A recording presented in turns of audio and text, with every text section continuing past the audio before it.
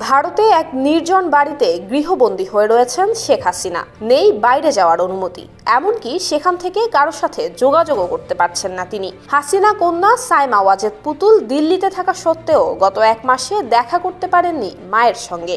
আন্তর্জাতিক পুরস্কারপ্রাপ্ত অনুসন্ধানী সাংবাদিক সেলিম সামাদ ভারতীয় সংবাদ মাধ্যম নর্থ ইস্ট নিউজে লেখা এক প্রতিবেদনে এমনটাই দাবি করেছেন।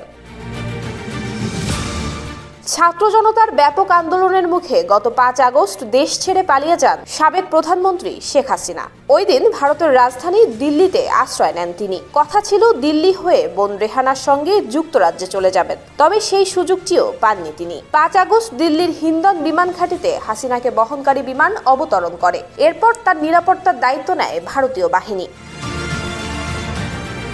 প্রধান উপদেষ্টা ডক্টর ইউনূস শপথ গ্রহণের পর ভারতের প্রধানমন্ত্রী নরেন্দ্র মোদীর সঙ্গে যখন প্রথমবারের মতো টেলিফোনে কথা বলেন, এরপরেই হাসিনাকে একটি নিরাপদ বাড়িতে সরিয়ে নিয়ে যাওয়া হয়। মোদী ইউনূসের কথোপকথনের কয়েক ঘন্টা পর হাসিনার যোগাযোগের সব ডিভাইসে বিঘ্ন ঘটে। এরপর থেকে তিনি আর কারোর সঙ্গে যোগাযোগ করতে পারছেন না। নর্থ ইস্ট নিউজের ওই প্রতিবেদনে আরো বলা হয়, হাসিনার ওই বাড়ির বাইরে যাওয়ারও অনুমতি নেই। এমনকি ঘাটির ভেতর সেনাদের জন্য থাকা একটি সুপার শপেও যাওয়ার সুযোগ পাচ্ছেন না তিনি। অথচ তার বাড়ি থেকে সুপার শপটিতে হেঁটেই যাওয়া যায়।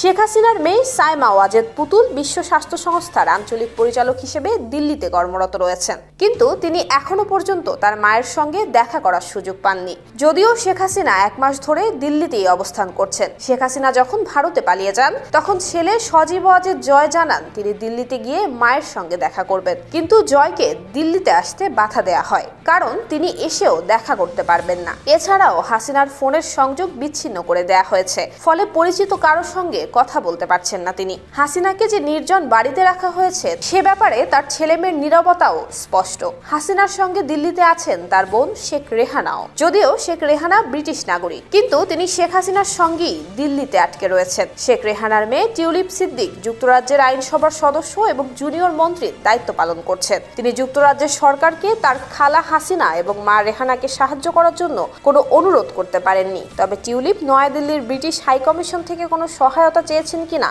বিষয়টি স্পষ্ট নয়। অনুসন্ধানী এই সাংবাদিক প্রতিবেদনে উল্লেখ করেছেন, প্রধান উপদেষ্টা ডক্টর ইউনূস শেখ হাসিনাকে ফেরত চাওয়ার ব্যাপারে ইঙ্গিত দিয়েছেন। আর যদি বাংলাদেশ হাসিনাকে ফেরত চায়, এটি ভারতীয় প্রধানমন্ত্রীর জন্য একটি বড় ধাক্কা হবে। বাংলাদেশের অনুরোধের পরও হাসিনাকে ফেরত না দিলে ভারতের যে ভাবমূর্তি ক্ষুণ্ণ হবে, সেটি তারা কিভাবে কাটিয়ে উঠবেন তা এখনই বলা যাচ্ছে না।